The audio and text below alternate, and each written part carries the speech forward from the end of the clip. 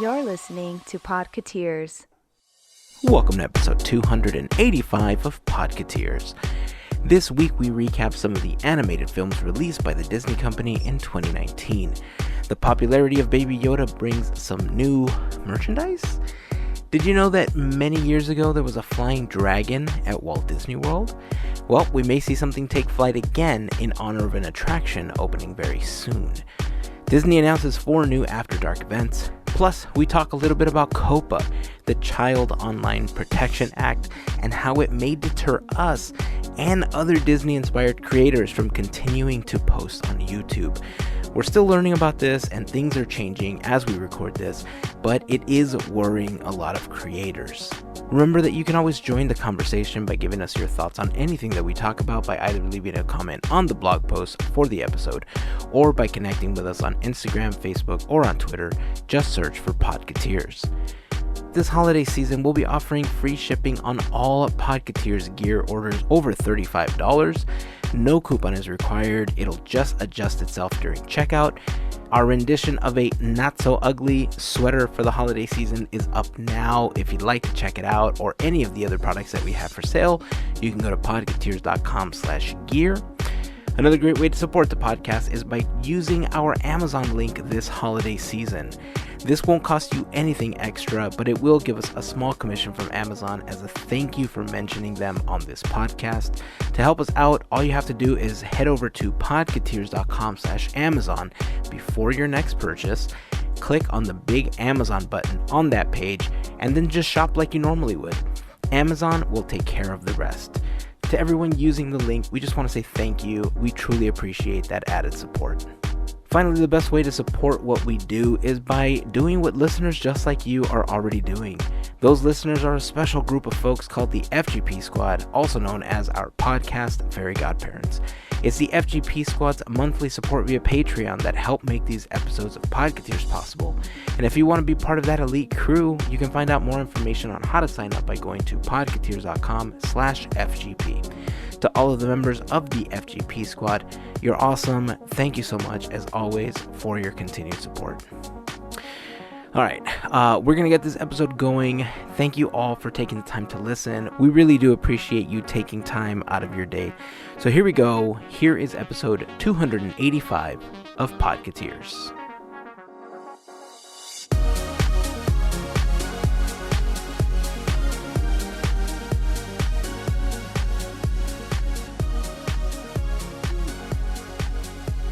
Well, I guess I should start by publicly apologizing to both of you for being in my robe today. But as you know, it's super cold. As you can feel, it's super cold.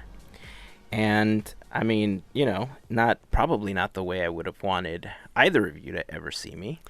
But Gavin, you're gonna have to contain yourself. Honestly, if you had not said it was a robe, I thought you were wearing a hoodie, dude. Like, I would not have known. Oh, good. Yeah. Good. All I can see is your shoulders, man. Like, I can't tell that's a robe. Oh, well, You're that's good. That's good. I'm glad. So I won't stand up then. All right, cool. Thank you. I won't stand up so you don't see the rest of the robe. Hey, I'm wearing something underneath. You're acting like I got nothing under this. I got clothes underneath here. That's funny. It has been cold here. Like, now let's put a precursor on that. Or a qualifier on that. It's California cold. So, you know, shout out to all you people who have real winter out there. But for those of us Californians, and I consider myself one now, I'm fully acclimated. It's cold out here, man. It's like in the 50s. We went to Disneyland on Thanksgiving, and it was raining cats and dogs, and it was about 50 degrees the whole time. And basically we got hypothermia and almost died. Damn. Yeah. It was rough. It was rough. We lasted about 4.5 hours, but we had fun. We had turkey dinner in the park, and it was great. Where'd you end up having the dinner? We went to Flo's.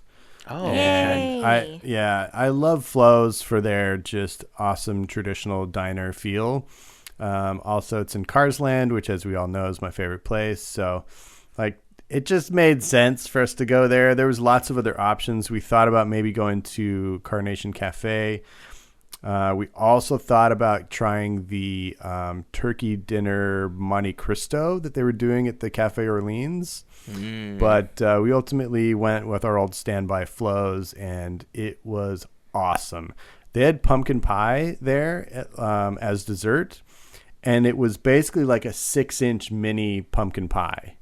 It was so amazing. Wow. Yeah, it was really, really cool. good. How were the lines? I would not call it busy. So it was the kind of crowd level where if it was on a beautiful day, it would have been paradise. But since it was a miserable day, at that crowd level, it was kind of like, well, what's the point? If it's not, totally empty today, then there's no point. So after a while, we got cold enough and just decided to leave. It was difficult because most of the people were inside. So like if you wanted to go into a store to shop around, it was wall-to-wall people because everybody was taking shelter. And if you wanted to get food and sit down inside a restaurant, there was a million people in there just taking cover and not eating. So it was really, really hard to find seats and, basic stuff like that, which was kind of annoying. So, all in all, we had the most fun we could on a day like that and then went home. Interesting. Yep. Yeah, that Monte Cristo sounds really good, but I love the Monte Cristo from French Market. It's one of my favorite meals to eat there. But I have to admit that even though I can pack in the food, that is a hard meal to finish, man, because it is so rich and just it's so gooey with all the cheese and so delicious. It already puts me to sleep just eating a little over half of it. Yep. Having the turkey in there would not have made it any easier. Yeah. Question: how many turkey legs did you see in the wild? On that rainy day? Yeah. Quite a few. I'm just curious because it's Thanksgiving. I'm like, I wonder how many people had turkey legs in their hands. Quite a few. I mean, I feel like it was a standard turkey leg kind of day. I don't feel like it was more than usual. I don't know that. I think all of the carts, like the turkey stand and the churro stand and popcorn stand, they were getting the least amount of business, I think, because you had to stand outside in the rain in line for those. I didn't think about that. Yeah, but I did see my fair share of turkey legs. That's cool. There's a video that I just watched this last week from Rob Plays, and he was talking about the myth that the turkey legs are not emu. and how it kind of picked up steam and why people started, thinking that it was emu to begin with. Oh my god! He's got really interesting videos. I'll post it in the blog post for the episode. Just head over to podketeers.com/285 if you want to check that out. So, quick shout out to Rob and his YouTube channel and his videos. It's a great channel. If you're not subscribed, you should totally subscribe to it. You know what? Now that we're on the subject of YouTube, I want to make a quick mention of it because there's some stuff going on with YouTube that may or may not affect us. And I wanted to throw it out there because we're a couple of weeks away from this major change happening and then being implemented on January 1st. So if you haven't heard yet, a lot of YouTubers are freaking out right now because years ago, the COPA was passed, and COPA is the Child Online Protection Act. It was essentially designed to protect children from viewing, from data being collected on children when they're on the internet. Certain cookies aren't collected, and anyone under the age of 13 was subject to be protected under this law. Things like YouTube Kids came from this law. And unfortunately, YouTube/Google, who owns YouTube, was recently fined by the FTC for violating COPA. And it was possibly the biggest fine that they've ever given out to any company. And so, in turn, YouTube said, okay, we are going to allow people to mark their channels and or videos as child-friendly or not child-friendly, which, when you think about that, it sounds great, right? Because then you're properly marking your videos. However, that's the only two options that are available to you. There's no general audience option. There's no middle ground. If you mark your channel adult only, you run the risk of a child finding your content because it appeals to them. And per video, you could be fined over $42,000 by the FTC if they find you have violated COPPA. Whoa. So this is not YouTube getting fined. This is not Google getting fined. This is the creator getting fined by the FTC. And that's a huge amount. That's life-changing money for most people. Yeah. We've always said we're minivan friendly, right? Because we don't use bad language. We try to keep it as clean as possible because we want to appeal to a very large audience. But in general, we're not geared towards children. However, our subject matter could appeal to children. And because of that, we fall into the child-friendly category. Being child-friendly on YouTube poses a huge issue for a lot of creators because one thing that we've always wanted to be able to do is concentrate on just creating content for YouTube. And we started planning out a bunch of videos and segments and stuff, but now we're at risk of not being able to implement any of that because being child-friendly means you can't monetize, you don't get end cards, you lose the community information tab in YouTube, you lose comments on your videos. It's basically just a video that's floating around on YouTube with no interaction, no anything, really. We were struck down by YouTube maybe earlier this year. They enacted some policy changes that finally hit us that we couldn't monetize because we didn't have at least 1,000 followers yet and because we didn't have X amount of hours of view time. Even posting the podcast on YouTube is now at risk because it falls under this weird gray area that YouTube has yet to fully define. So there's a lot of people talking about COPPA. There's a lot of people in the Disney community that make Disney-related content that may not continue doing it because of it. There is a petition going around to kind of lobby for some changes from YouTube because when the FTC first presented COPPA, I want to say it was back in 2012, they actually allowed like a general audience option that allowed you to flag your channel as Gen Audience, and if you were flagged as such, you weren't subject to the fee, or fine, rather. Right. YouTube, I think, in a way to protect themselves, said, we don't want this middle ground. We don't want the gray area. It's either on or off, and let the creator deal with it, because it was a severely heavy fine for them. Whether or not we continue putting our videos on YouTube, I'm still trying to figure all of that out at this moment. I thought about possibly making all of the videos FGP only, right? Because through Patreon, we could upload videos, but then it requires subscriptions to other video services that are hundreds of dollars a year. And so I just kept trying to figure out exactly what to do going forward. The videos can't live on Podketeers.com because we would quickly run out of space, and then we'd also have to pay more money for hosting fees. So it's this weird spot that we're in right now because we want to create content for you. We just don't know where it's going to live or how we're going to do it. I want to make this clear. The podcast itself will continue to be distributed the same way that you're listening to it. This only affects YouTube. So any videos that are up now, unfortunately, until we figure out what to do with them, I'm going to have to toggle our channel over to child friendly. But a lot of the notes, a lot of the links, a lot of the end cards are going to just be gone. Any comments that you've ever left for us will be gone. Any type of interaction with us will be gone until either YouTube allows the additional options.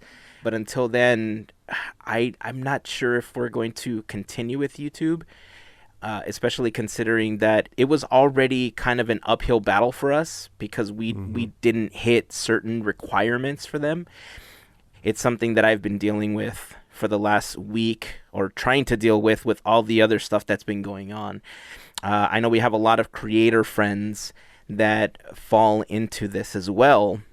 Mm-hmm. And some of those friends they make their living off of this, so it's a little scary. There's a lot of really interesting videos about COPA, the law. I'm going to put some of those up in the blog post as well. So if you want to learn a little bit more about it, please check out the blog post for this episode, podketeers.com/285. And you'll get a little bit more information about what's going on, how it's going to affect some of these people. Thankfully, we have the FGP Squad that kind of helps, push the podcast forward. But if there's creators out there that you really enjoy and you want them to continue creating, figure out how you want to support them. If you want to support us, becoming part of the FGP Squad is the best way to do it. And I guess we'll kind of keep you posted on what exactly happens. But were you guys aware of what's happening on YouTube, or do you not live on YouTube as much as I do? I've heard of some of it. I've heard of gosh, this is bad. I watch a lot of drama channels. So, eventually the subject came up and I learned about it. They talked about a specific person that I don't really know about, but there's talks of people actually leaving, and those who have like millions of subscribers and whatnot. Yeah, right now it's like everyone's scrambling. That's what it sounds like. Yeah. Like everyone's scrambling to figure out what to do because we don't know what the future holds. Right. I just hope, something comes up where it's like, it's not just this or that. Like there's some modifications in what you could put, like what you could say you are or whatnot, because it's kind of sad. Yeah. These people, they live off of it and create more content. It's like a full circle. So it's like to stop that is like you're stopping everything. Yeah. No one wins. I am going to reveal my old man side here a little bit. Everybody should be very familiar with this at this point, but I am very confused by a lot of this. I don't get on YouTube unless it's an embedded video and something else I'm reading. It'll take me to YouTube to watch a video or whatever. I had heard of this issue, but I don't understand what the big problem is, or what is the detracting effect of just marking your stuff not kid-friendly to protect yourself. Like, what's wrong with that? If you don't mark yourself as kid-friendly and a child happens to find your video and cookies and information are captured that show that a child was watching your video, then you will be fined $42,000+ for that video. But you marked it as not kid-friendly. Is it correct. either marking it as kid-friendly or not marking it at all? Or is it marking it kid-friendly or marking it not kid-friendly? It's one or the other. It's either not so kid-friendly or kid-friendly. Not kid-friendly, doesn't that protect you from these fines? No, because no, it's so gray. Someone could find you. Yeah, it's so... so here's the other issue. Then YouTube will be crippled. Oh, yeah. And that's the problem. Leave. That they'll have to change this. This can't stand. So if you're marked kid-friendly, you will not be able to search for that video. It will not come up in search. So let's say that people go to YouTube to search for Podketeers. By marking our YouTube channel kid-friendly, we won't be in the search results. We won't be recommended in any other videos. Basically, wait, by marking it not kid-friendly? By marking it kid-friendly. So if you mark it kid-friendly, nobody can search for it? Yeah, you cannot find it. So wait, so there's not a benefit either way then? You're exactly. screwed either way. Right. And that's the problem. That's why people are complaining about this. Let's bounce, y'all. This is dumb. Like, YouTube's going to have to change. Yeah, that's the biggest issue. And this is because of new legislation? Well, it's not new. It's been around for years. The only difference is they're just enforcing it now? They're enforcing it because YouTube was fined very heavily for violating COPA. Or COPPA, whatever you want to call it. I call it COPA. This is the more of the slow dismantling of the amazing free space that used to be the internet, and the idea behind it, which made it so great, is being eroded. By rules and regulations, it should be a free open space for discovery, for expression, for communication. Yeah, bad people are going to use it for bad things, but I mean, like, it's not everybody's responsibility to protect everybody from everything, you know? Yep. Like, I think this is overreach to me, and it sucks, but I would honestly then I think everybody with content that they care about should pull it from YouTube, and a change will have to happen. And that's the biggest issue that people are facing, right? Like, if you pull your content from YouTube, where are you going to go? Like, what's the competitor? Yeah. No, I get it. The only other competitor out there is Vimeo, and Vimeo is very heavily priced for a common creator. We can't do Vimeo yearly. You know what this reminds me of? What's that? You remember that when everybody was bailing and jumping onto this new Instagram competitor for like a week? Oh, gosh. What was that one called? It was a V something, right? Vero. Yeah. And then everybody's like, never mind. We'll just do it with Instagram. Well, I mean, Vero lacked a whole bunch of features that I think people wanted to see that made it familiar for them, like Instagram. But, I mean, this is different, right? Things have to change because the biggest issue with how this is currently being set up is that it doesn't protect children. Like, the way that it's currently set up, it does not protect children. There needs to be certain measures put in place to make sure that it's not or is a child that's viewing this video. You know, so I'm sorry, but that's not YouTube's responsibility. It's not. I hate the abdication of responsibility. This is not good.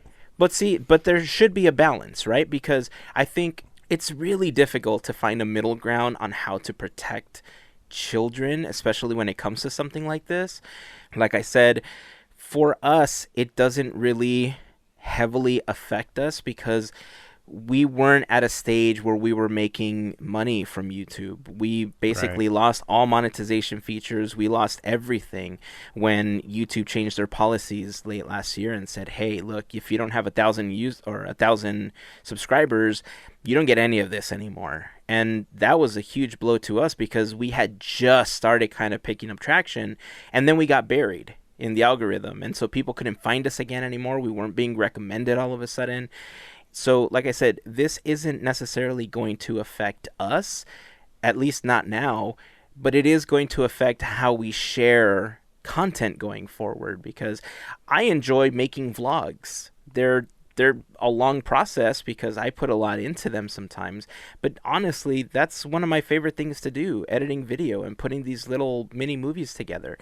I had started editing the vlog when we went to the Festival of Holidays, and we were trying all that food a couple weeks ago, and I had to think twice. Like, I just uploaded all of the episodes that were missing from the YouTube channel so that we were completely caught up as of 2 weeks ago. And then I learned about this because YouTube flagged it and said, hey, by the way, are you using our new uploader that requires you to market like this because of our policy changes? And that's when I started learning more about it. And so now I don't know, like I almost don't feel a need to continue on YouTube after this if things don't change. You know, the bigger content creators, they might be fine. I don't know exactly. But reviews, unboxings, toy channels, collector channels, you know, where they collect toys, they collect anything. Some of the Pokemon YouTubers that we watch, like, everyone's being affected. Yeah. And we're not about to start cursing. We're not about to do any of that to make it non-child friendly just to be able to stay on YouTube. That's not where our main audience is right now. And so we're not going to change that. So I just want to make that clear. If you want to help and you want to sign the petition so that changes happen, again, that will be over at podketeers.com/285 if you want to help the fight. Also, some videos about what COPA is and how it's affecting some of the creators will also be on there. And if you have any questions, please reach out to us. We'll try to direct you in a direction where you might be able to find some of those answers as well. So on that happy note, so let's move on. I just need to voice some dissatisfaction about this because I'm a little confused as to Yeah. why something didn't happen now that I'm all fired up. So, Baby Yoda. Yeah. I finally saw the first 3 episodes of The Mandalorian, and let me tell you, wow. Right? Just Yeah. wow. How about that production Yeah. quality? Oh, It's it is beautiful. so well made. The story flows so well, and it has a lot of substance to the story. This feels like a real life day in the life of a Mandalorian, and I'm loving that aspect of it.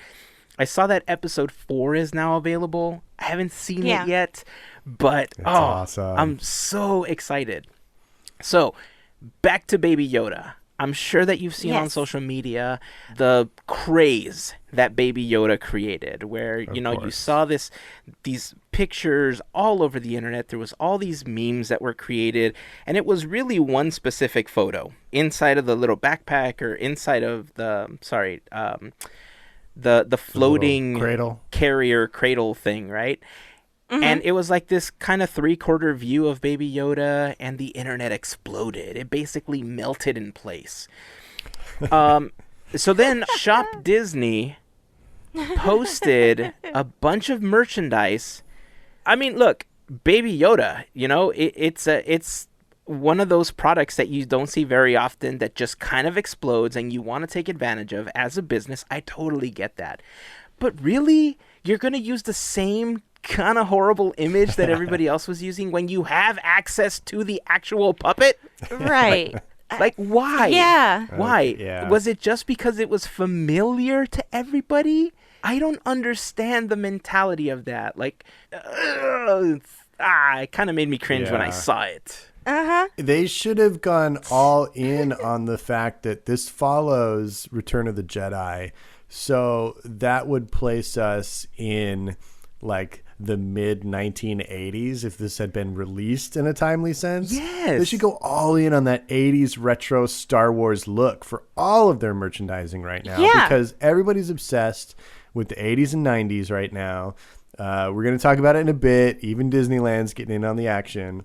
But they should go all in on that and not do photography meme stuff. Like that's I don't know. To me, that's just cheap, ill thought out merchandise with no real value. Yeah. Lazy. Yeah. I'll say Yeah, it. lazy. Yeah. I don't know. I don't know why they would even... I guess the only thing that would make sense in my head, like I said, is the familiarity of seeing it all over the internet and thinking, I want this, right? But like I said, they have access to the actual puppet. They have amazing designers. We know a lot of them. Like, why don't you just get somebody to create some great merchandise? Let me give you a great example of how when something picks up steam and just works, okay? And it kind of ties into something that's happening this next week at Walt Disney World. And that is, speaking of Star Wars, okay? So on December 6th, Rise of the Resistance is opening at Walt Disney World, right?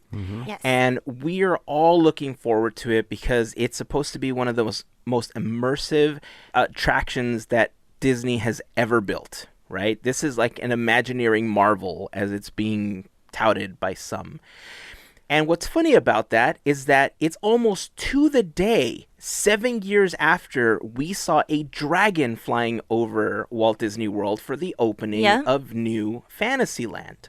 What? I didn't see that. So if you're not familiar with it, on December 6, 2012, there was a flying dragon during the opening of New Fantasyland, and it just looked amazing. It was this fire-breathing dragon, and it was so dark that people didn't really understand what was going on, but during the opening day celebration, it just looked so cool that what looked like Maleficent flying over Walt Disney World was happening, right? And so people lost it. Again, the internet broke. If you haven't seen the video, I will post it in the blog post, podketeers.com/285, so you can check that out. It was amazing. Wow. When that happened, there was some images that had leaked because in California, in the desert where they tend to test new technologies. Imagineering was testing out the flying dragon, and people saw that it had this parachute and this giant fan behind it to help guide it, and how people were going to be controlling it so that it was depth perception, essentially. There was some projections happening. But when that happened with the dragon, I'm not sure if he's still at the Disney company, but the social media managing editor, Gary Buchanan, started writing segments on the Disney Park blog about this flying dragon being around Central Florida. And to kind of keep up with it, he created a Tumblr blog where he was posting all these doctored photos of Imagineering finding a dragon egg, and Imagineering finding these huge footprints that look like a lizard foot in the ground. And there was this whole story about how in the 50s, early Imagineers were finding all these remnants of dragons. And all of a sudden, New Fantasyland comes around and boom, we have this flying dragon. And I think towards the end of the Tumblr blog, he stated something like, these dragon sightings are rare, they happen once in a lifetime, but they're never certain to happen again. And it kind of helped explain why, since then, we've never seen a dragon flying over Walt Disney World again. And I'm fine with that. It was a special thing. Would I have wanted to see it in person? Absolutely. I would have loved to see that. So now, fast forward 7 years later, again, almost to the day, okay, of the opening of New Fantasyland and this flying dragon, it's rumored very heavily, and there's been some testing, that there's going to be X-Wings, or at least one X-Wing, flying over Galaxy's Edge during the media preview. What? When Rise of the Resistance opens. And I'm excited about that because it kind of shows that even though technology doesn't instantly get put in the parks, technology is created and it can be used again in the parks. But one, how cool is it that an X-Wing is going to be flying over Walt Disney World if this turns out to be true? And I'm using air quotes at this point. Thoughts on that first? I'm excited. Right? Sorry. No. I couldn't even hold it. No, I'm excited for them. I really am. When they opened Galaxy's Edge over there, they didn't have the huge reception that we did over here. So they get some excitement. I'm excited for them. I can't wait to see footage. I think it's going to be awesome. Yeah. I can't quite picture how this, what this is actually that's going to fly over. Like, you're talking about force perspective and projections, and it seems to me like we've got like drone technology where they could actually fly a decently sized actual X-Wing over that area.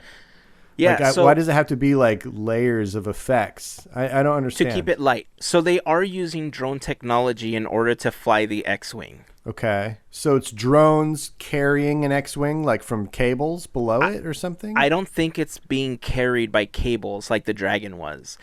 I think the X-Wing actually has darker drones attached to the wings itself and in certain areas that help it float and will help guide it. But it's essentially a wireframe of an X-Wing. It's not a full X-Wing because it would be too heavy. It would have to meet certain requirements in order for it not to be an actual airplane being flown versus a drone being flown.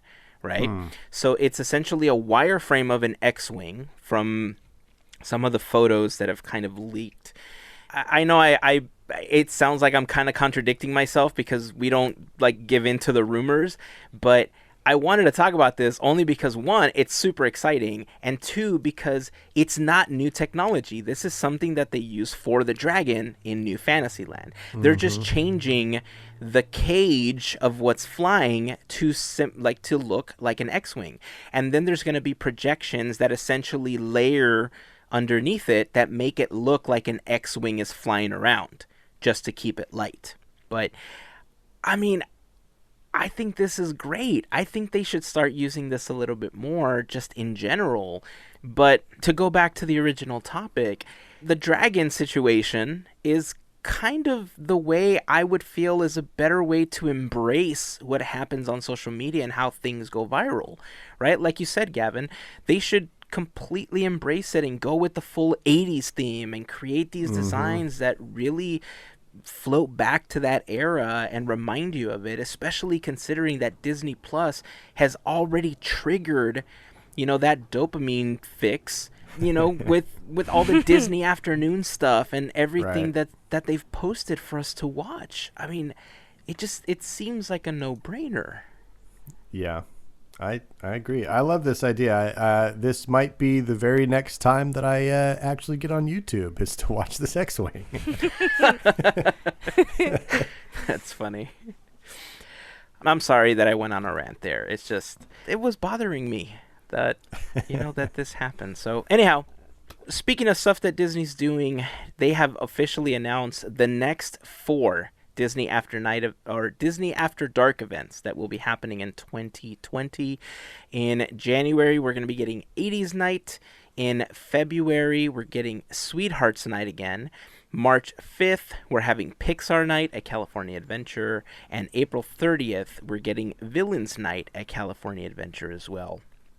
First of all, After Dark events, I forget, have either of you been to an After Dark event? Nope. I found out too late that Charlie was interested in 90s night last year, so we missed out on tickets for that. We would have gone to that if we could have. The only thing close to that we've attended is the Halloween party, and we also went to that Haunted Mansion 50th anniversary party. Right. So not exactly a Disneyland After Dark, but those are both kind of in the same realm of things. So I feel like we've got enough exposure to kind of get what they do. Okay. So with that said, knowing the themes of the upcoming 4 After Dark events and knowing your experience for the ones that you've attended, how likely are you to attend each of these? If any. 0 likely. For any of them? Yeah, I don't think any of the. I think with the one exception of maybe the Villains one might be interesting, only because I personally am a little burned out on the Halloween party at this point. I've gone 6 or 7 years in a row, and it's pretty samey. So I would kind of maybe hope that they would really, because as I told you guys on our podcast where I reviewed this year's Halloween party, it didn't really focus on villains as much. And I feel like that was missing. So maybe this night will. But that being said, I honestly, because I'm an annual pass holder, I feel like I pay enough money to go to the park. Like, I don't want to pay hundreds of dollars for extra events. Like, I get enough Disney, and if I had a low tier pass, or if I was only going once or twice a year, I could see this as a value because it's also your park ticket for like half the day as well.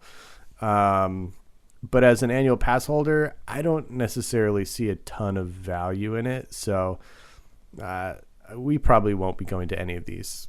What about you, Mel? I would pass on all of them. I mean, the one that would be tempting is the Villains night. Mm-hmm. And that one is actually like a week after my birthday.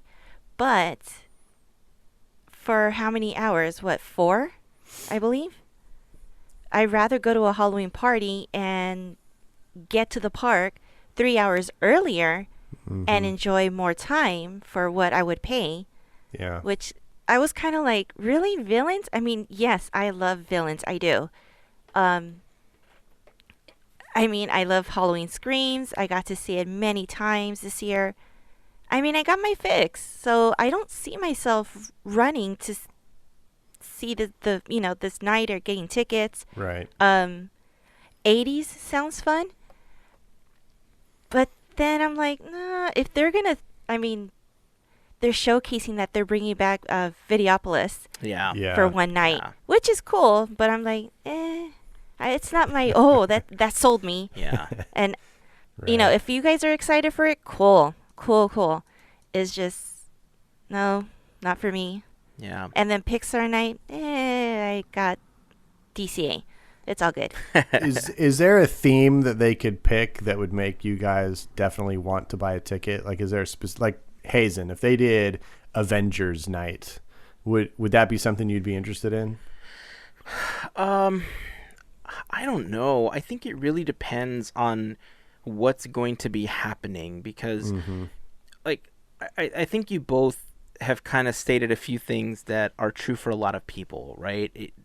One thing that I think hits truest for a large part of our listener base is we're already paying enough to go to the park to have to pay another $300 plus, for these events. And the after dark events aren't necessarily $300 the way that the Haunted Mansion one was. They're usually around $100 per ticket, right? But when you have a family of 4, 5, 6 going, it begins to add up on top of buying the merchandise that's exclusive, on top of buying food, on top of a lot of other things. And it does begin to make you think twice about whether or not you want to spend that money when you can spend it on, like the Halloween party, for instance. The Halloween party this year, Oogie Boogie Bash, I think was the closest we've seen to Disney really try to change what they do for Halloween here, because we've always had Mickey's Halloween party at Disneyland, and it's always been trick-or-treating, walking around. You get the parade and cadaver dance and music around the park, and it's great. If you've never been to it, and if they do it again, I would recommend doing it at least once. I think it was super fun. Plus, you end up leaving with 27 pounds of candy, which is pretty fantastic for the rest of the year. But this year, when they did Oogie Boogie Bash, it was, I think, a test for them to see kind of what they could get away with without people really complaining that they didn't get, Mickey's Halloween party, and how far they could stretch it at the same time while still keeping that Disney theme. We had people commenting on when Gavin talked about going to Oogie Boogie Bash. Listener and friend of the show, Desiree, had said, you totally missed the meet and greet near Grizzly River Run where they had like Prince John and the Sheriff of Nottingham and the Big Bad Wolf, etc., etc. And I think there was a lot of people that may have been confused with what was and wasn't available because it was brand new, right? People if they didn't pick up the map or they didn't pick up where certain things were, you could have missed a whole bunch of stuff. And if they do it next year, I think more people will be familiar with what you can and can't do, and they'll probably add a few more things. These nights themselves, it's a DJ party, dancing with Disney-themed music, which they normally have at Tomorrowland Terrace now, and a couple of photo ops that aren't necessarily available. The flashbacks, I think, are possibly the most dangerous thing for Disney to do for these types of events. And the reason I say that is because there's a large sector of people right now that are really clamoring to have the Disney of old back. And because so many changes are coming to the park, there's a lot of people not happy with that. And by doing these flashbacks, it reminds them of what they liked and don't have anymore. So I think they're great in a sense that for people that never experienced it, you get a chance to see it for the first time. You get a chance to kind of get a taste of what it was like. But I would think that Disney's biggest fight comes with those people that knew what it was like and only get to experience it for one night or don't get to experience it because they don't go to these events. You know what I mean? So Avengers Night, maybe depending on what was happening. But if it's just a couple of meet and greets and just like a DJ party and just, close the park out, I don't think that would necessarily appeal to me. I think more happens when it's not a closed event. Yeah, I don't know. I think they're always trying to find ways to do these events and get a little more revenue for special things, but it's probably more interesting to people who aren't there regularly and who don't pay big dollars for annual passes. Or the people who just go to the park to hang out, that they're not there. There's a lot of people that go because it's where they go, It's where they like to hang out.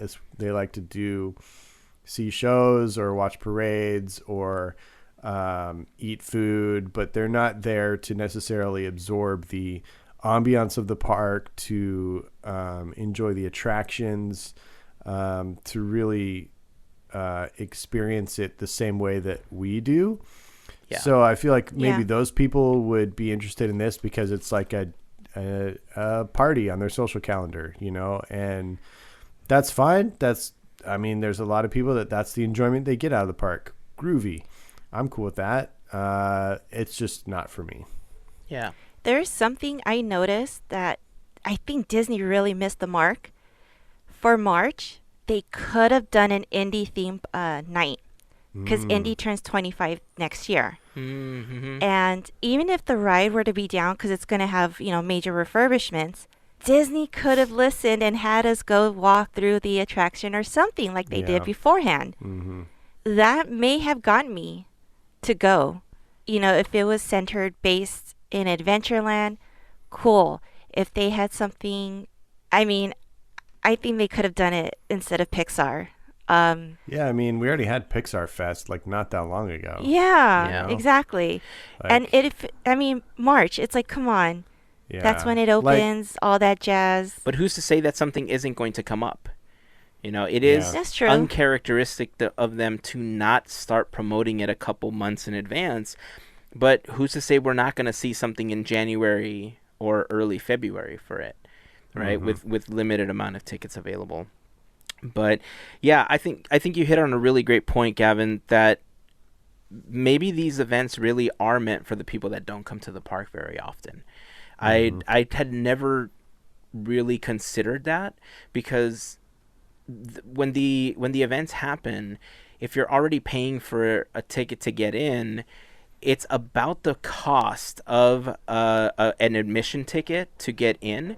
Granted, you are limited to the amount of hours that you can be in the park, but if you really just want to ride a bunch of attractions, it's one of the best times to do it because for these events, there's no lines for anything. Everything is Right. literally a walk-on.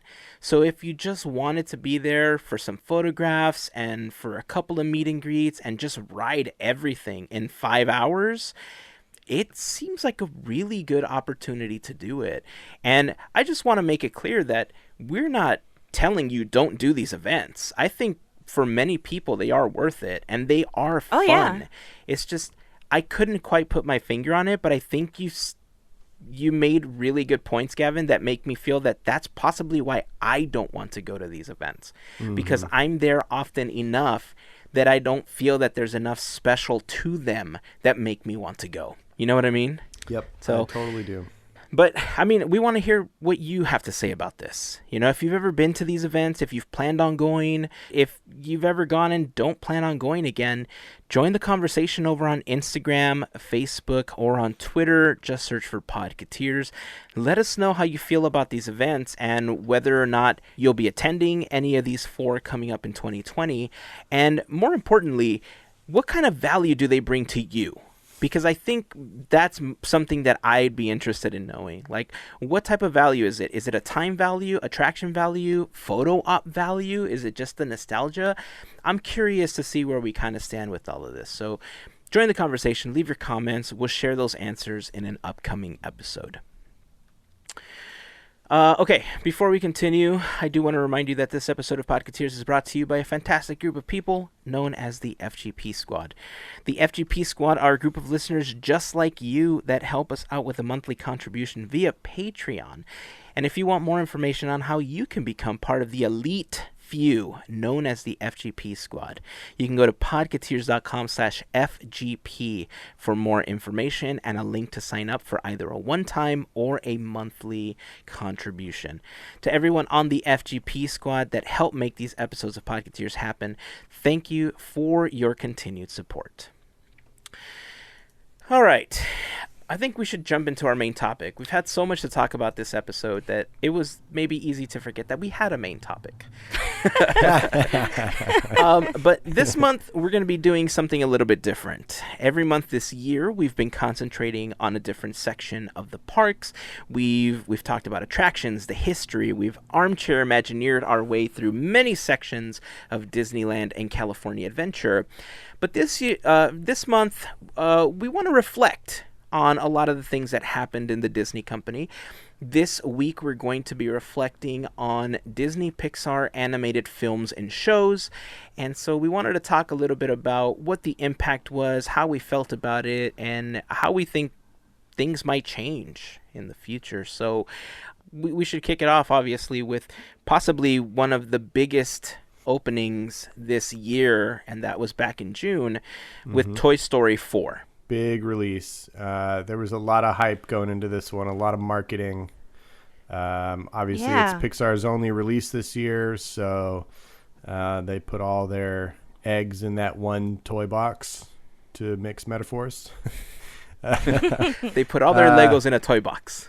Yeah, it ended up breaking the $1 billion mark, which is huge for animated films. Only, I think, less than 10 animated films have done that so far, although we're about to reach 10 later this year, I believe. Oh, yeah.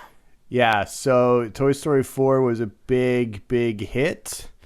For me, I honestly would... I think for me, its defining characteristic is forgettable. Interesting. I don't know. I watched it and I was like, okay, cool. To me, it's a one-timer. I can't imagine really, really desiring to watch it again. Oh, I'm on the opposite end. Really? Hey, that's cool. Okay. Yeah, I finally got to see it. So maybe that's why it's fresh in my mind. Okay. But I thought this was the most hilarious one out of all of them. Really? Interesting. Yeah. Wow. I found myself laughing so much. And kind of cringing at some parts. Sure. Because They it wanted was you to really cringe? dark. I'm Yeah. like, oh, no. I don't want to see that. I'm glad I didn't see it in theaters because that would have really creeped me out. Yeah. I don't know. I guess I feel like a lot of the humor was really good, but I feel like it's just the same old Toy Story humor. And, we've got it. To me, it's not an endless well. To me, it's like we've really explored it all. We've discovered it all with 4 films, and I don't even know how many short films at this point. Probably like 8, maybe more. Yeah. I don't know. I'm tired of the Toy Story universe at this point. Like they made a couple of absolute masterpieces in that franchise, but to just keep going back to the well, I don't know. We're going to talk about it more with the Disney release this year. We're just in this whole era of sequels, and it's tiresome. I mean, that being said, it was a well-made film. It was beautifully animated. The animation, you can't, shake a stick at. It was gorgeous. I don't know. I didn't think it was, earth-shattering in any way. And I felt like in a lot of ways it was unnecessary because I do feel like Toy Story 3 capped off the franchise perfectly. It gave us a beautiful, wonderful ending where we can just imagine them continuing on with Bonnie and off into the sunset, and that was a beautiful way to end the franchise. And then to me, kind of shoehorn this one back in, I don't know. Yeah. I am all for a series of movies if from day one they're intended as a series of movies. But if a movie's successful and then they think, oh, well, we should do a sequel, let's try and make this story go on, that's when it loses value for me.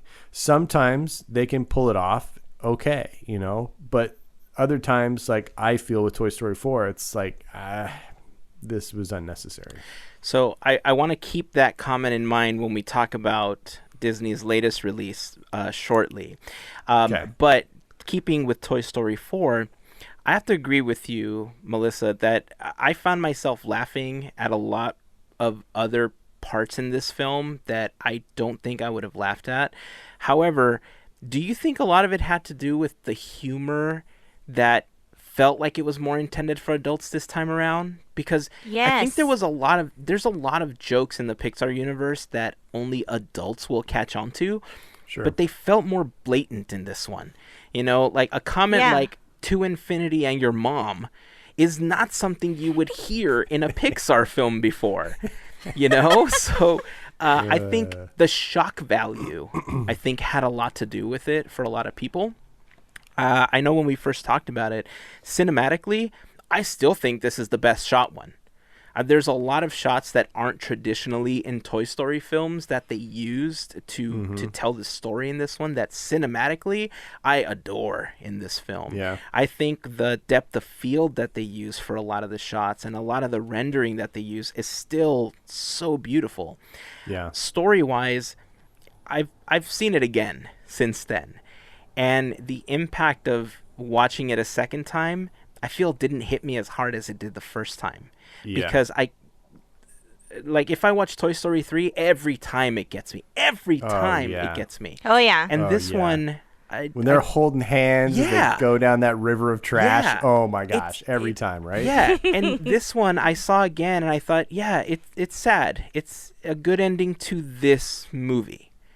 Like, I don't feel like it ends the franchise. I feel like it ends this movie. And Toy Story 3 does feel like the ending of the franchise. Right. If Toy Story 4 did anything, it's the introduction, obviously, of a few new characters, and that one being Forky, primarily. Oh my gosh, yes. Forky has now weirdly become like the primary character carrying the Toy Story franchise, especially on Disney Plus right now, with Forky Asks a Question. Yep. So let's jump into that. Forky asks a question. As of the recording of this episode, there are 4. What is money? What is a friend? What is art? What is time? What do you guys think of these, first of all? And what do you think about Disney leaning on Forky to kind of carry that torch for the Toy Story franchise, at least from what it looks like right now? I'm horrible. I haven't seen it yet. What? Any of them? I know. No, I haven't. I've seen most of them. I haven't seen the last one, but I get it. It's very much in keeping with the Toy Story theme, which is, how amazing toys are through the eyes of a kid, and how it doesn't matter if it's Buzz Lightyear or Woody. They can all play in the same universe. They can all have incredible adventures, and Forky's just a part of the crew now. And I know that my brother was more like Bonnie is, in that he played with all of his figures and together and had big, giant, epic, adventures where they would all climb the stairs together, or something basic like that. Aww. But I used to look at my little brother and I remember like kind of marveling that some crappy little plastic character that was obviously really cheap, maybe out of a gumball machine, was playing next to like a really nice collectible action figure, and they were on the same team and they were both doing their thing. So I can kind of get that, and I like that the Toy Story franchise has tapped into that mentality that really only children have. And I feel like he's interesting enough to carry a series of short films like this. I think there's limitations. It's already, to me, starting to get a little samey. It's like, okay, yeah, he doesn't get anything. We got it. He's a freaking spork. But I get it. It's cute. I don't know how many more they're gonna do. Yeah, the how many more is one question that I had, and I couldn't find an answer to it. But it's interesting to me that the rewatchability is there for children. Because I look at my kids, and if there was a counter on Disney Plus as to how many times you specifically seen anything. I'm assuming that the Forky shorts are in the hundreds at this point. Because they can just watch them back to back to back to back to back to back to back to back, and they laugh every time.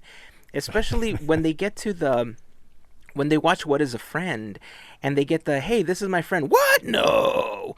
Lynette and I joke about that ourselves, and it's one of the funniest lines, I think, in all of them, and it's 2 words.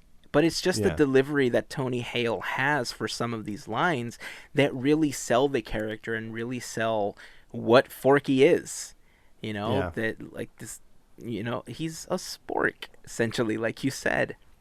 But the rewatchability, I think, for children is that they deliver a good message, but they deliver it with some humor, and they deliver it really quickly. You know, you don't have to watch this 20, 30, 40, 1 hour video to get that message through. And I think that's why for a lot of people, they're rewatchable. I do think that it does have an expiration date, like you said. I don't think that you can keep creating these. Well, you know what? I take that back. I think you can. Because if you pick and choose the ones that you like the most after watching all of them, I think for some people a lot will have the rewatchability because you can never run out of topics. Yeah. Right? He can basically talk about anything, and it's always going to fit this mold. But for me personally, even though I kind of see my kids watching them in the background, I've not, and just knowing that they've seen them so many times, I could tell you not once have I told them, okay guys, let's move on, let's watch something else now. I'm kind of okay with watching them over and over. Nice. I don't know what good. it is about it, but there's other things that they've been watching that I kind of see the same episodes over and over, and I just ask them, okay guys, let's watch something else now. It's enough with that. Well, 2 thoughts. I feel like they might be able to get away with doing a few more for sure, especially if they want to go current affairs. So, like, what if the next one is, what is impeachment? That would be funny. But to me, the only directly comparable thing in the Pixar universe is Mater's Tales, right? Right. It's the only time we've had a series of 1 character shorts in Pixar that I can recall anyway. And I feel like they're able to go into much more creative scenarios, and there's a broader variety of shenanigans that Mater can get himself up to in those than Forky just learning about life and the world, because it's also contained, I guess. That's why I kind of feel like there's limitations, because it's just him going to one of the other toys and asking a basic question and them explaining it to him. Right. So it's like through Forky we're getting a tour of the cast, kind of, and each one is uniquely equipped to respond. Like Ham obviously is going to answer what is money, because he's a piggy bank.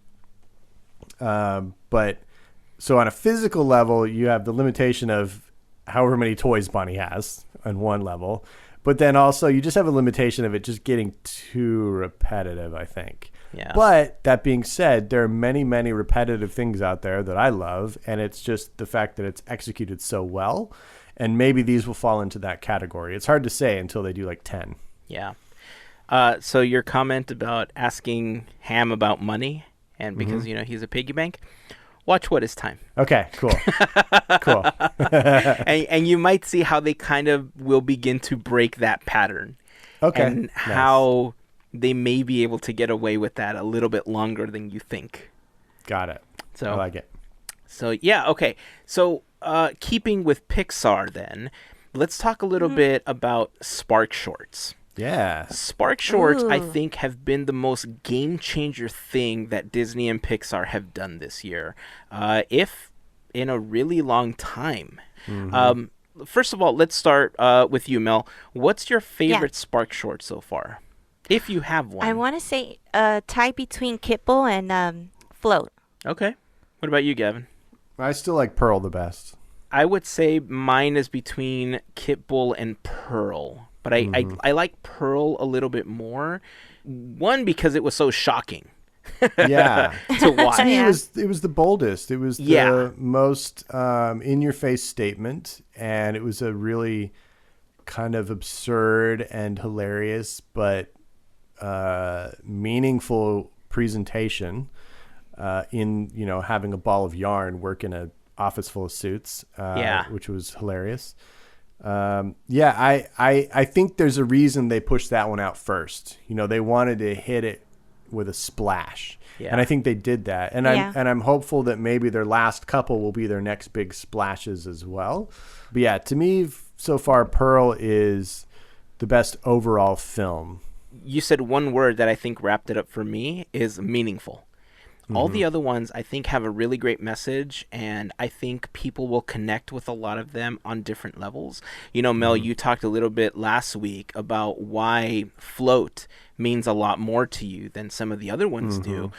But like you said, Gavin, the meaning behind Pearl, I think, is what really solidified it for me as just being one of those breakaway animations for the Disney company and Pixar that really are starting to bring some of those issues to the forefront of animation that they haven't really done before.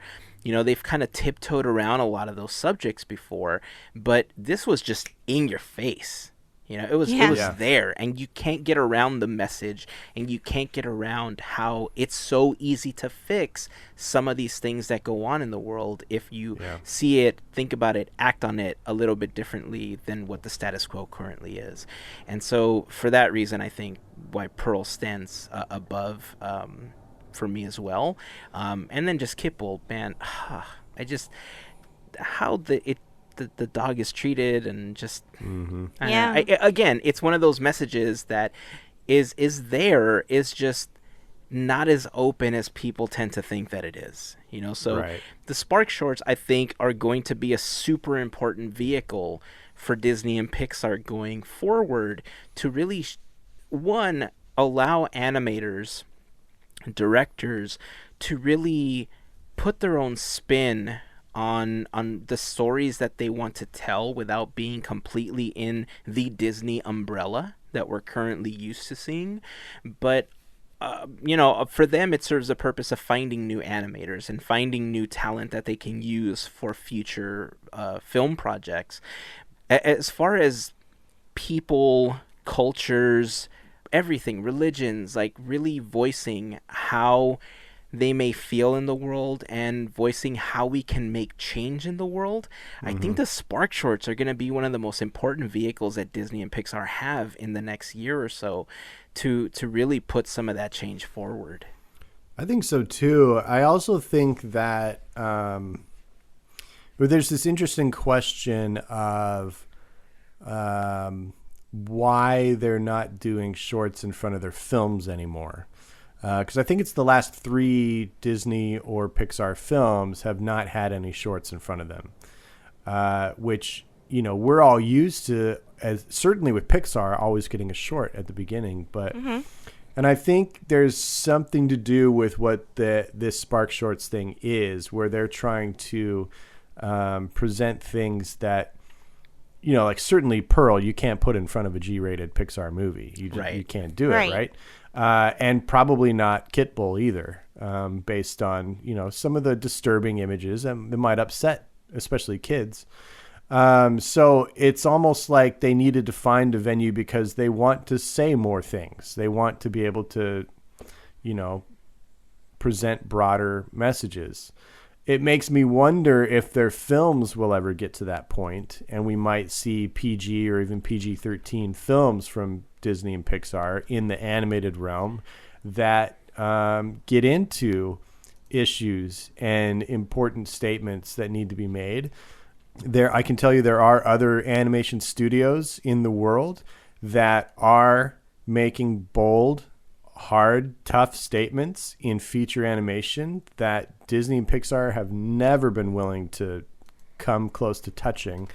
The thing that jumps to mind for me is a film called The Breadwinner from Cartoon Saloon. If you've never watched that film, I highly, highly recommend watching it. I do believe it's currently on Netflix.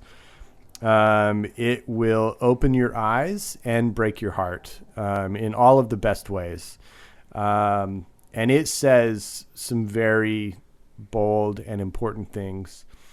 I am hopeful that maybe this will lead Disney and Pixar. Maybe they create a third label under which these more grown-up titles can exist. But they're so powerful in their storytelling. They're so good at their craft that if they wanted to really tell a message, I think they've stuck a toe in the pool, with things like Zootopia, for example. Or if we're talking about short films, maybe even something like Sanjay's Super Team, kind of get to the fringe of some of this stuff, where they're really making statements about the world we live in and the society that we are in and the society that we want to be in. I'm hopeful that this may steer them towards, making real artistic impact on the world. Yeah. So one thing that you brought up that I just want to touch on is them not having shorts at the beginning of their films. Mm-hmm. Toy Story 4 is actually the first one that they haven't included a short in front of. What was in front of Cars 3? I didn't think there was one in front of Cars 3. Lou. Oh, I thought that was in front of Finding Dory. Okay. No, Finding Dory was Lou, Piper. And then Incredibles 2 had Bao. So from Cars 3, if you think back to Finding Dory, almost every other film has been Walt Disney animation, which don't tend to have the shorts in front of them. So we had Finding Dory, and then we had Moana, which was Disney, Cars 3, Coco, and Incredibles, which all had shorts. Then Ralph Breaks the Internet, Walt Disney Animation. Toy Story 4, the first Pixar film not to have a short.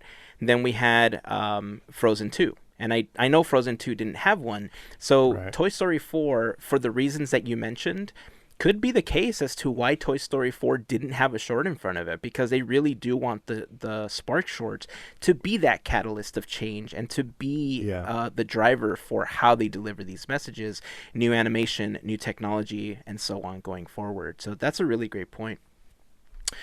So let's move on to Frozen 2. I know you both have seen it. Unfortunately, I had an emergency that I had to deal with and I couldn't watch it. So hopefully in the next couple of weeks, I'll finally get a chance to watch that film. But Frozen 2 is on track to being that next billion-dollar film for Disney. I think as of the recording of this episode, we're at $738.5 million with a 130-plus opening weekend. You mentioned earlier about Disney creating something with the sense of a series in mind, and if it's created as a series, then great. But this one was not created in the sense of a series. This was definitely hey, this made us a lot of money. Let's make a second one. How does your perception of Frozen 2 change from that comment to how you feel about what Frozen 2 was for you after watching it? That is a great question. I feel like Frozen 2 is in some ways an exception to that comment because they put a lot of work into weaving this story into Frozen. They did a lot of flashback and a lot of backstory that makes a lot of what happens in both films play together pretty seamlessly. I was impressed by that. They did a really good job, better than most. And they invented a lot, or they didn't invent, they created a lot and brought us a lot of new story content in this film that I never expected. Even based on any of the trailers, like there were surprises around every single corner. There were moments of, wait, what? No way. Like throughout. Like I was really, really taken aback by the storytelling in Frozen 2. So on that level, I feel like as a shoehorn, they did the best job possible, like best case scenario with Frozen 2. So you guys know my stance on Frozen. Yep. And surprisingly, this was actually a really good film. And the reason I say that is because, well, I will admit, there was a rough start for me. A little bit of a rough start because it was kind of like, no, we'll just say that. When you guys see it, you'll understand. Yeah. So once you get past that, this film didn't even feel like a sequel. Like it was meant. It's kind of weird to explain. It was like a second story, but like Gavin explained, it does intermingle with the first one very well. Yeah. What I really appreciated is, how do I say it? Gosh, I'm trying to. Okay. No spoilers. They acknowledged a lot of how I felt about Frozen. Let's just say that. Mm-hmm. And I was like, okay, cool. I'm not the only one who thinks like this. It's stunning. Pretty meta. It's really stunning. It's beautiful. I mean, there's parts where I'm like, gosh, they went a certain way, and it's like they hit you. I did not cry, but there are parts that are just like, dang, it's hard. It's so hard to talk about it without having to say anything. But they did a great job at storyline and just having fun. But at the same time, like I said, they acknowledged a lot of what they probably may have heard or whatnot. But this was like its own thing. And yeah, I walked out like pretty satisfied. That's awesome. Yeah, you kind of hit on a phrase in there where it kind of felt like the same film. I agree. It feels less like a sequel and more like we just had a 6-year intermission in a really long film. Yes, yeah. It does feel like it's chapter 2 or, act 2 of the same story. And that's why I was impressed, because it didn't feel like, oh, okay, we're just going to make up stuff to kind of make it work. Yeah.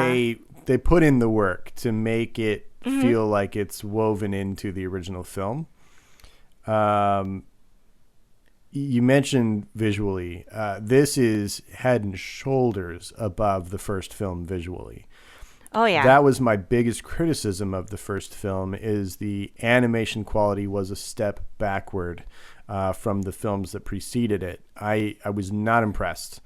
And this was, as far as environments and settings, was pure eye candy. Absolutely gorgeous design work. The character animation has improved. I have a problem with a couple characters still. They just move in a weird, awkward way. I'm looking at you, Elsa. She's a gazelle, dude. I guess. I don't know what she is, man. I don't get it. But no, I liked this film. The Frozen franchise is, to me, a very confusing place. There's a lot of weirdness about it. And I still kind of have that same sense from Frozen 2, but I think I like this one overall better. The music in the first film is unstoppably good. It's just fantastic. The music in the second film is pretty good. There's a lot more of it. I feel like there's a song in every scene. But it's pretty good. And they do a couple of really hilarious things with it. There's one right in the middle of the movie that is just, if you haven't heard about it, I don't want to say anything because it's one of the most delightful surprises Disney Animation has ever given us. It's a very interesting, fascinating film. And I walked away from it going, okay, that's a lot to unpack. And I've spent about 5 days trying to unpack it. And now I'm in that place where I got to see it again. Oh, interesting. I got to experience it again. I've had some discussions with some people who told me about things early on in the film that really foreshadow that the first time you watch it, you don't really get. So I want to go back and watch it for those and really just absorb it fully. So I mean, it's pretty cool. I recommend everybody go see it, regardless of your Frozen hatred. Right? If I could see it, you guys could see it. Oh yeah. So let me ask you this then. Was it the Lord of the Rings movies that originally filmed one after another, the way that Endgame, Infinity War and Endgame kind of filmed together, but then they split it up as different releases? Yeah, that's the first one I'm aware of. Yeah, Lord of the Rings, right? So it almost sounds like what you're saying is that's what it feels like, that it was originally planned like this, but they couldn't tell the entire story the first time. This is just kind of her going out to discover everything that made her in the first film. Yes. Okay. Yes. Do you think there's going to be a third? Well, I was going to make this comment on Toy Story 4 too. If you make $1 billion, what's going to stop them from making another one? True. You know, with the Toy Story franchise, if they give us Toy Story 5, they're in serious Land Before Time territory at that point. I've said that before, but it's going to get watered down. Trilogies seem to be kind of the nice landing spot for a lot of films. But again, I think with these kinds of things, like, just give us little short films now. Just tell us little stories that happen along the way. We don't need more of this. I feel satisfied. I would prefer something brand new. You know, I'm looking forward to the next 2 releases in Onward and Soul because they're new. You know, they're standalone. And, you know, I would be interested, though, if one of these studios takes the approach of Marvel or Star Wars and says, we're going to give you a series of films. We're writing, you know, a trilogy or a 5-film series, and just, you know, goes for it. I think because of the investment level, the amount of money it costs versus the amount of money you make on animation, that cost ratio is a lot less profitable than live action films in most cases. So I don't think they ever will, but I'd be interested to see what they would do with something like that. So that actually brings up a really great point that I think might skew your point of view on that slightly, and that's Disney Plus. With Disney Plus trying to generate as much content as possible the way that Amazon, Hulu, Netflix does with their original content, I feel like we may end up seeing those types of deals being created more in the upcoming years because they're going to want to keep consumers on the platform. So the same way that, you know, we're getting these original series and these original mini-series on these other platforms, Disney Plus might be doing the same, especially with a franchise that they consider to be profitable. It may not be completely feature film, but what if it was exclusive to the platform and that's what people want to see? So that might be the only thing that I can see would kind of alter what you said. Because I believe everything that you're saying. I just feel that might be the one thing that could skew that comment. Yeah, that may be. I think it'd be interesting to see if that would ever come to fruition. I want to throw out some numbers real quick before we move on to the last little thing, which I don't think any of us have watched. I could be wrong. We said that Frozen 2 is on track to break $1 billion. That will make it the number 10, or the 10th movie in animation history to break $1 billion. But that's only because currently, at least according to Wikipedia, the highest grossing animated film of all time is 2019's The Lion King. So they're considering the live action Lion King to be an animated film, which basically it is. Yeah. That's actually at $1.65 billion, right above Frozen at $1.3 billion. Wow. So that's interesting. If we take out Lion King as not a traditionally animated movie, Frozen is still on top. I think based on the numbers we're seeing, I can't imagine Frozen 2 will not be the new queen of animation. Yeah. I see it actually going past that easily, you know, in the next several weeks, especially. Do you think it could be the first ever $2 billion animated movie? I mean, with as many weeks as we have, before like the Christmas break. I don't think so. I think it might hit somewhere around 175, 18. But I think it might kind of fall around there. I mean, I could be wrong. It could develop this crazy trend and develop the same type of viral marketing that Frozen had. But I've heard more songs from the soundtrack. I don't see many of the songs. I love the feature song on the film, but I don't see many of those songs really picking up steam online. You know, and I think that's the problem, that one of the main drivers for Frozen was Let It Go. I agree. The music was the driving force of Frozen, but I think the scenes and the story are the driving force of Frozen 2. And that song that you mentioned, that scene is more impactful than any scene in Frozen. It's rad. Yeah. So, you know, it is different in a lot of ways. So, they also did that stupid Pua thing. I'm referencing Pua from Moana, where the character was in all of the marketing and 3% of the film. And I'm talking about the little lizard character that we see in all the trailers is barely in the film. Sorry to burst any bubbles and spoil it, but just don't expect to see that character a lot. Interesting. Or I was disappointed because I thought it was like a new sidekick, and I was pumped. Or like the pancake scene. Yes, like the pancake scene.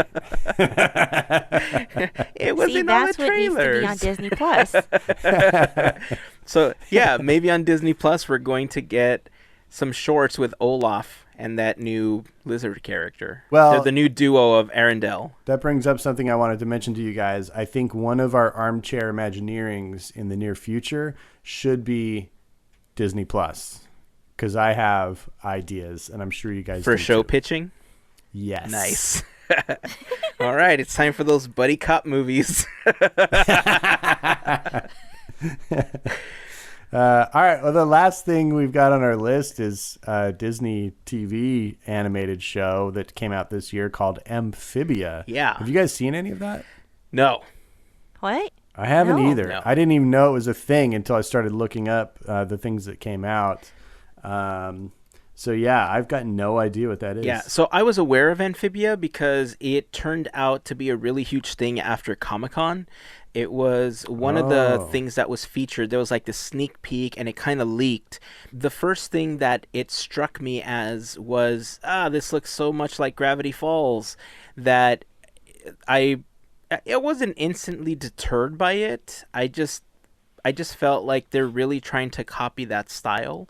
And then my brother actually made a really good point and said, well, everything kind of looks like that because they're all using the same animation software to do their job. They're all using Toon Boom. So technically everything does look the same. And once he put that in my head, I kind of understood, you know, where we're going with animation, and I totally get it. I was able to put that semi-bias aside, I guess. I pulled the description from Wikipedia because I have not seen the show, but it reads, the series chronicles the adventures of a self-centered 13-year-old Thai-American girl named Anne Bunchoi.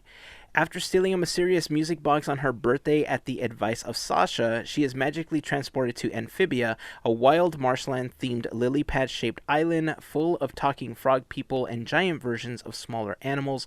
She soon meets and befriends an adventurous 10-year-old frog named Sprig Planter, who will guide her to be a true hero while discovering the first true friendship of her life as she lives with the Planter family. In addition, she also must help the frog people of Wartwood deal with the toad people of Toad Tower, led by Captain Grime. So, the premise, it sounds weird to say that it's one of the most original premises that I've heard in a while, but it seems like this crazy mishmash of a lot of other premises to create this new one, right? Yeah. I don't really, I haven't really seen it, so I don't have much to talk about, but just kind of knowing what the premise is it something you want to watch? It looks pretty fun. I just looked it up too, and season 1 is all on Disney Plus. There's 20 episodes on there, so I mean, I could see myself putting it on while I'm in my art studio doing a painting. I might check it out. So my immediate question was, did we ever get anything or any information about Newt? And I wonder if this would have been like I forgot about that Newt. little... Remember how Newt was supposed to be a movie? Mm-hmm. Many years ago. So I wonder if it was like, if they took that little ball of inspiration, just Maybe. brought us this. Yeah. Interesting. Yeah, that's interesting if that's what it was turned into. I mean, it has a pretty good cast. I mean, we have Brenda Song, who I think a lot of people saw on The Sweet Life of Zack and Cody. Justin Feldbinger, who was on The Lion Guard, and Bill Farmer, the voice of Goofy, is on this show. Amanda Layton. Sold. You know, I think she's done voices for Powerpuff Girls and Trolls. With Bill Farmer alone, you know, I think it has the voice power to really attract a lot of hardcore Disney nerds as far as adding something to what you can say, well, I've heard Bill Farmer in this, if anything, you know. But yeah, there's so much to watch, especially right now. I think for the new... Maybe Disney knew that with the addition of Disney Plus, putting out new animated series wasn't going to be the best until Disney Plus picked up traction, because they knew people were going to be storming off to relive their childhoods and be watching the old stuff, you know. Yeah. Plus, I think as Disney Plus matures, we will get more of these series. And I don't think they're going to go on Disney Channel. I don't think they're going to go on Disney XD. I think they're going to be specific for Disney Plus going forward. That's probably why we only saw one animated series get released this year. And it was probably because they needed something new, because they were losing some of the other series that were already happening. So I guess time will tell as far as what we end up seeing on the service. Yeah, it's interesting that this was the only one, but I would say that's probably why. So, I mean, that kind of wraps up our talk for Disney Pixar animated films and shows for 2019. We want to hear from you. You know, how did you feel about some of these releases? How do you feel about some of the sequels? And especially the Spark Shorts. I think the Spark Shorts, not even this year, like we said earlier, I think those are going to be the ones that really carry a lot of the conversations going forward for Disney and Pixar animation. We particularly want to hear how you feel about those. And then just as a fun question, are you tired of Forky yet? And how long do you think it'll be before you get tired of Forky with the Forky Ask a Question shorts that are there?